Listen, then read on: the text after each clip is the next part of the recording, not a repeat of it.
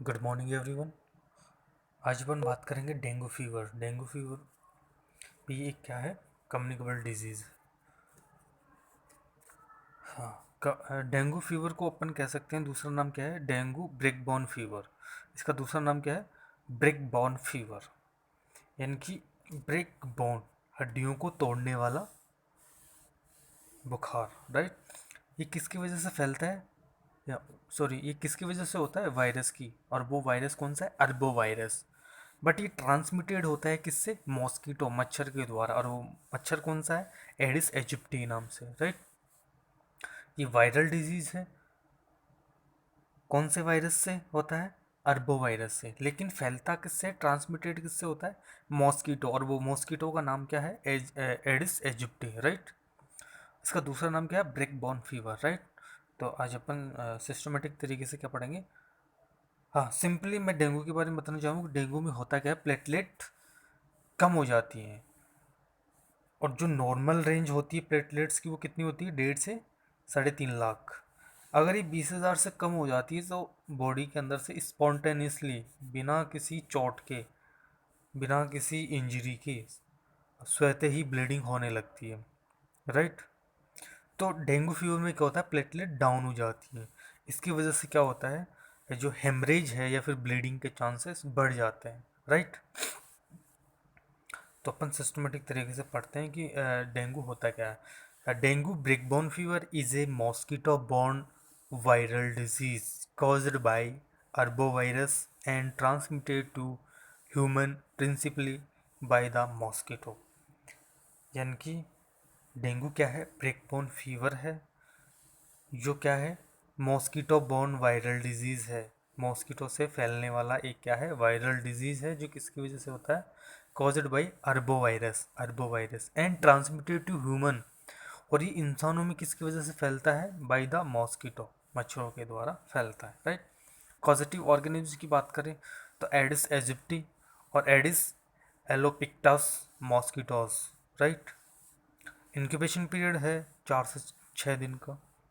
Signs symptoms की अगर बात करें तो उसकी कैटेगरीज को, साइंस सिम्टम्स की कैटेगरीज को 3 पार्ट में डिवाइड किया गया है। फर्स्ट है डेंगू फीवर, सेकंड है डेंगू हेमरेजिक फीवर, थर्ड है डेंगू शॉक फीवर। कहने का मतलब, ये फीवर, डेंगू फीवर है तो फीवर तो होगा फर्स्ट स्टेज में। अगर ये कंटिन्यू ऐसे ही चलता रहा और प्लेटलेट का जो लेवल है डिक्रीज होता गया, तो बॉडी में क्या होगा, हेमरेज होगा। तो सेकंड स्टेप में हेमरेज में जा सकता है। और हेमरेज भी अगर ऐसे ही लॉन्ग टाइम तक बना रहा, तो पेशेंट किस में जा सकता है, शॉक। इसलिए इसके साइंस सिम्टम्स को अपन 3 कैटेगरीज में डिवाइड किया गया, कि पेशेंट अभी तो डेंगू फीवर की कैटेगरीज में है, वो हेमरेजिक फीवर में भी जा सकता है और शॉक फीवर में भी जा सकता है। तो तीनों के अलग अलग साइन सिम्टम्स हैं। तो फर्स्ट कैटेगरी अपन देखते हैं, डेंगू फीवर।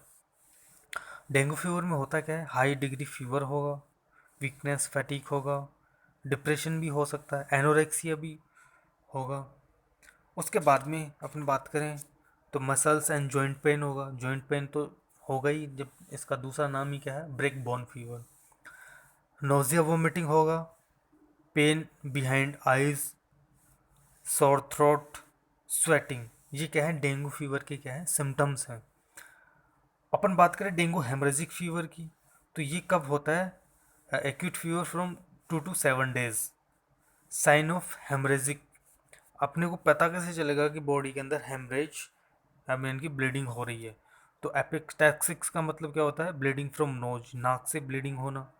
हीमेटेमेसिस, वोमिटिंग के साथ में ब्लड आना।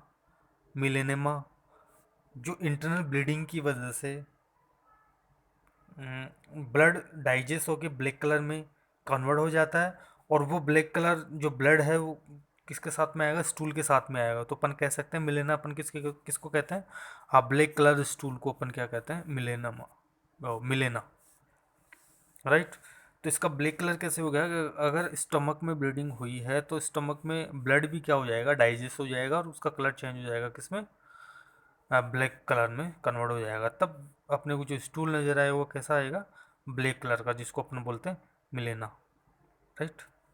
इसके अलावा red spot on chest and arm पे रेड स्पॉट बन जाएंगे।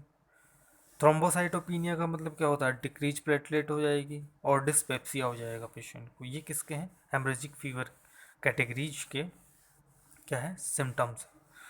अपन बात करें डेंगू शॉक फीवर की, अगर हेमरेजिक कंडीशन अगर लंबे टाइम तक चलती रहेगी तो पेशेंट किस में जा सकता है, शॉक में जा सकता है। तो इसमें क्या है, ये जो हेमरेजिक और जो डेंगू फीवर के सिम्टम्स हैं वो तो रहेंगे ही, उसके अलावा क्या और रहेगा, और क्या रहेगा, शॉक वाली कंडीशन में कोल्ड एक्सट्रीमिटीज, यानी कि हाथ पांव उसके ठंडे पड़ जाएंगे। हाइपोटेंशन, शॉक का मतलब ही क्या होता है, डिक्रीज ब्लड प्रेशर, तो क्या हो जाएगा hypotension. Imbalance mental confusion, proper brain को ब्लड सप्लाई नहीं पहुंच पा रही, तो मेंटल कन्फ्यूजन होना हो जाएगा। अपन बात करें डायग्नोस्टिक इवैल्यूएशन, तो वही है जैसा कि सभी में होता है, साइन सिम्टम्स के माध्यम से फिजिकल एग्जामिनेशन और ब्लड सीरम एग्जामिनेशन। सीबीसी में अपन मोस्टली क्या देखते हैं, प्लेटलेट्स का लेवल देखते हैं। अगर प्लेटलेट्स डाउन जा रही हैं तो अपन पता चल जाएगा अपने को क्या है, पेशेंट को डेंगू, राइट।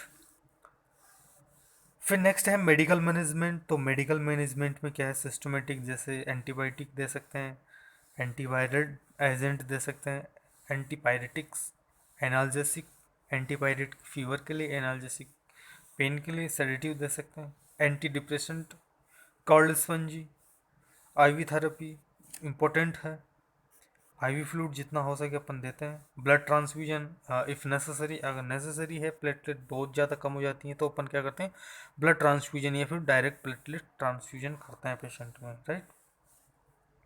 ये सिंपली इसका क्या है, सिम्टोमेटिक ट्रीटमेंट है।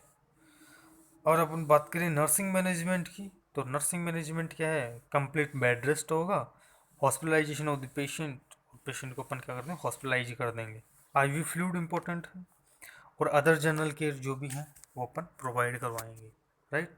तो सिंपली डेंगू में होता क्या है कि वायरस की वजह से फैलता है, वायरस की वजह से अरबो वायरस, और ये फैलता किसकी वजह से, मॉस्कीटो, एडिस एजिप्टी, राइट।